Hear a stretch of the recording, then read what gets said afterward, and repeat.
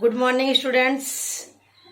आज मैं chapter second बचत के साधन क्लास 10 के लिए लेकर के आई हूँ और इसके पहले मैं बता चुकी हूँ कि बजट क्या होता है और बजट कितने प्रकार के होते हैं।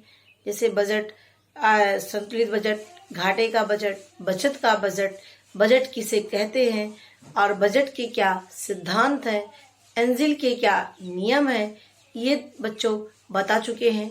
आज मैं आपको दूसरा चैप्टर बताऊंगी जिसका नाम है बचत के क्या साधन हैं, यानी अपने पैसे को बचत करने के लिए हम कहाँ कहाँ पर जमा कर सकते हैं, कहाँ कहाँ पर बचत कर सकते हैं, इसको बताएंगे। तो चलिए देखते हैं बच्चों। इसमें हमारा है कि बचत के जो साधन हैं ये मुख्य रूप से 3 होते हैं। कौन कौन से? पहला है बैंक में, दूसरा डाकघर और तीसरा है जीवन बीमा। क्या क्या है? बैंक, डाकघर और जीवन बीमा। तो बच्चों बैंक में क्या होता है कि बैंक में अपने पैसे को जमा कर सकते हैं और एक ऐसी संस्था होती है जहां पर पैसे को जमा किया जा सकता है, पैसे को निकाला जा सकता है आवश्यकता पड़ने पर, तो होता है एक बैंक। और बैंक को एक क्या है? एक संस्था है जो इटालियन शब्द, क्या बच्चों? इटालियन शब्द बैंकों से लिया गया है। किससे लिया गया है? इटालियन का शब्द है जिसको बैंकों कहते हैं, उससे लिया गया है बैंक को, जिसका अर्थ होता है कि बेंचों पर बैठकर मुद्रा को बदलना। क्या होता है बच्चों? बेंचों पर यानी बेंच पर, सीट पर बैठकर क्या करना? मुद्रा यानी पैसे को लेन देन करना, उसको बदलना, तो उसे कहते हैं बैंक। तो क्या है? ये सब ध्यान रखना कि इटालियन शब्द बैंकों से लिया गया है जिसका अर्थ होता है बेंचों पर बैठकर उसका क्या? मुद्रा को बदलना। अब देखिए, ये जो बैंक होता है, बैंक में कई तरीके से खाते खोले जाते हैं। खाते खोलने का मतलब अपने पैसे को जमा करने के लिए खाता यानी अकाउंट खोला जाता है। तो अकाउंट में खोलने के लिए सबसे पहले फॉर्म होता है। पहले आपको पता होना चाहिए कि आपको किस खाता खुलवाना है, चालू खाता खुलवाना है कि आपका सेविंग अकाउंट खुलवाना है, क्या चीज खुलवाना है, ये आपको पता होना चाहिए।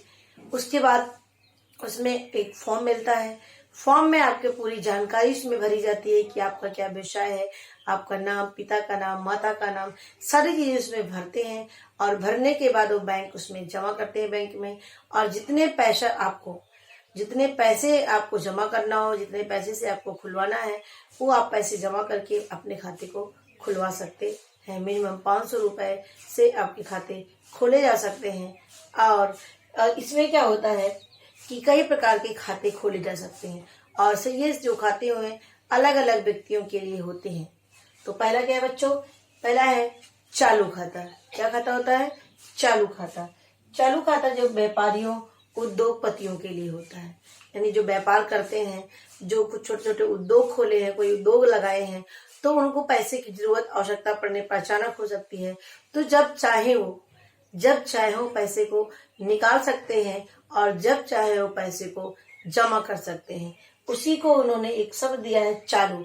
चालू का मतलब इसको अंग्रेजी में करंट अकाउंट बोलते हैं, यानी जब चाहे निकाल सकते हैं, जब चाहे आप जमा कर सकते हैं, तो इसे चालू खाता बोलते हैं।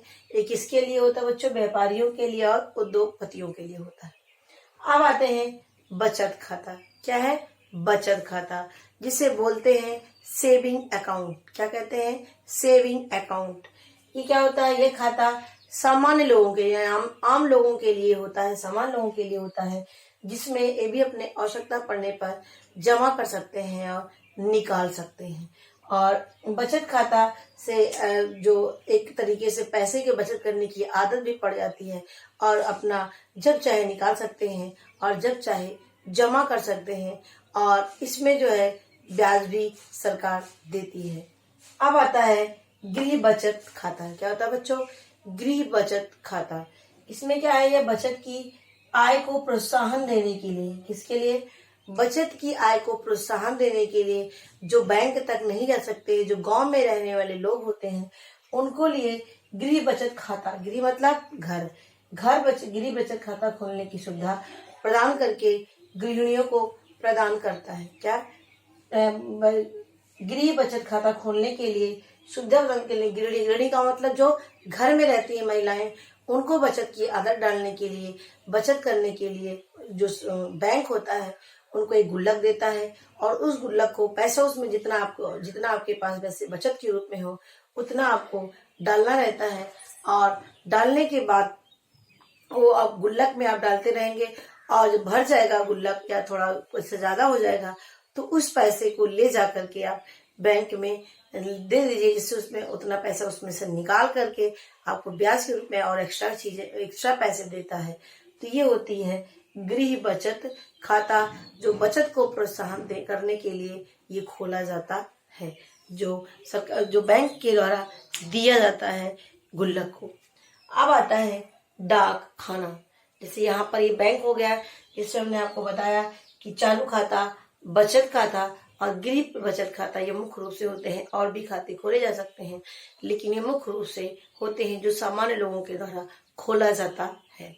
आइए बच्चों, अब देखते हैं डाक खाना क्या है। डाक खाना क्या है? अल्प बचत को बढ़ावा देने के लिए। अल्प मतलब कम, यानी कम पैसे को बचत के रूप में रखने के लिए, उसको इकट्ठा करने के लिए सरकार ने डाकघर बैंक की स्थापना की है, जो गांव में मुख्य रूप से इसकी स्थापना की जाती है। जो लोग शहर में नहीं जा सकते हैं, जो लोग गांव में हैं और उनको जाने की सुविधा वहां पर नहीं है, तो अपने पैसे को जमा करने के लिए डाकघर में जाकर के अपने पैसे को जमा कर सकते हैं। तो ये होता है डाकघर, जिसे अंग्रेजी में कहते हैं पोस्ट ऑफिस। क्या कहते हैं? Post office.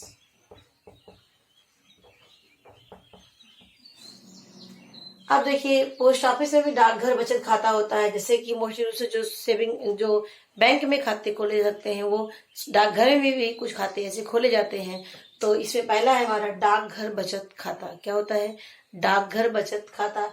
इस खाते में न्यूनतम 50 रुपए और अधिकतम की कोई सीमा, यानी आप कम से कम 50 रुपए आप शुरुआत कर सकते हो जमा करने की, और अधिकतम आपके पास जितने होंगे उतने आप उसमें और जमा करके आप खाते को खुलवा सकते हो। और इसमें 4% वार्षिक ब्याज, यानी उसमें और भी सरकार 4% पैसे और उसमें देती है वार्षिक ब्याज की दर से। तो ये है जो डाकघर में खोले जाते हैं, जिसका नाम है डाकघर बचत खाता। अब आता है राष्ट्रीय बचत पत्र। बच्चों, इसमें एक क्वेश्चन आपका आता है, एनएससी का फुल फॉर्म क्या होता है? तो एनएससी का फुल फॉर्म होता है राष्ट्रीय बचत सर्टिफिकेट, जिसको बोलते हैं नेशनल सेविंग अकाउंट। क्या होता है? National saving account. National saving account.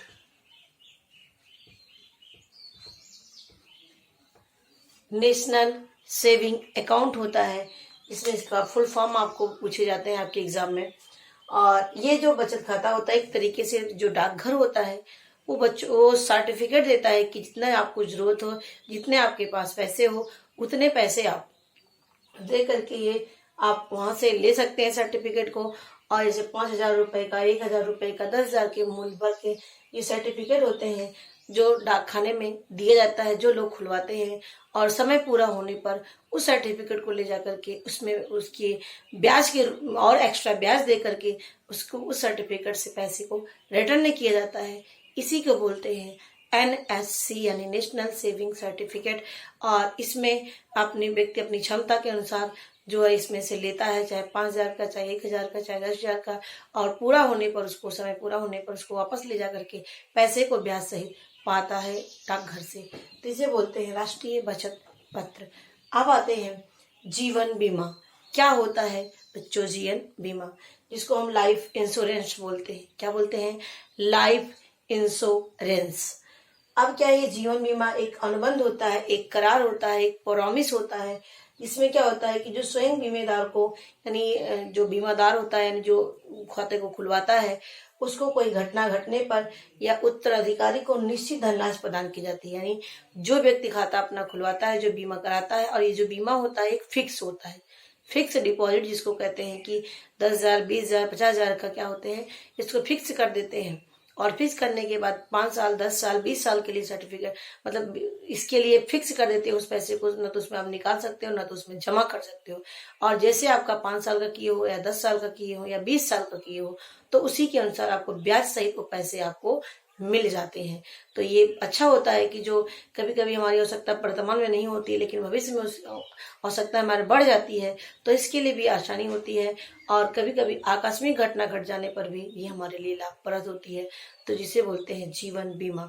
तो जीवन बीमा में क्या होता है कि कोई यदि मतलब कितने फिक्स पैसे जमा करते हैं और यदि विशेष घटना घटने पर उत्तराधिकारी को जितने प्रतिशत ब्याज उसमें मिलता है उतने प्रतिशत ब्याज के रूप में उस पैसे को समय के अवधि पूर्ण होने से पहले ही दे दी जाती है, यदि जमा करते कि आकस्मिक डेथ हो जाती है तो। नहीं तो आपके समय पूरा होने पर आपको ब्याज सहित पूरे पैसे मिल जाते हैं।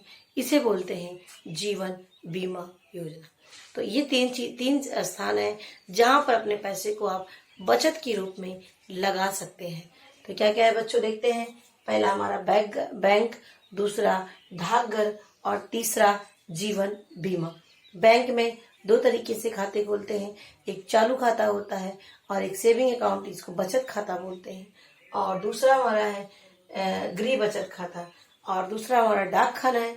डाक खाना क्या है, यहाँ पर गांव में रहने वाले को बचत की अल्प बचत को बढ़ावा देने के लिए डाक खाना होता है, जिसे अपने पैसे को बचत के रूप में जमा कर सकते हैं और आवश्यकता पड़ने पर निकाल सकते हैं। और इस भी 2 प्रकार से यहाँ पर हमने लिखा है, डाकघर बचत खाता और राष्ट्रीय बचत खाता।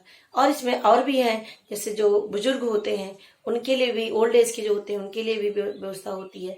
15 साल के सेट की योजना होती है जमा करने की, तो अलग अलग अवधि की अलग अलग जमा करने की अवधि भी डाक खाने में होती है।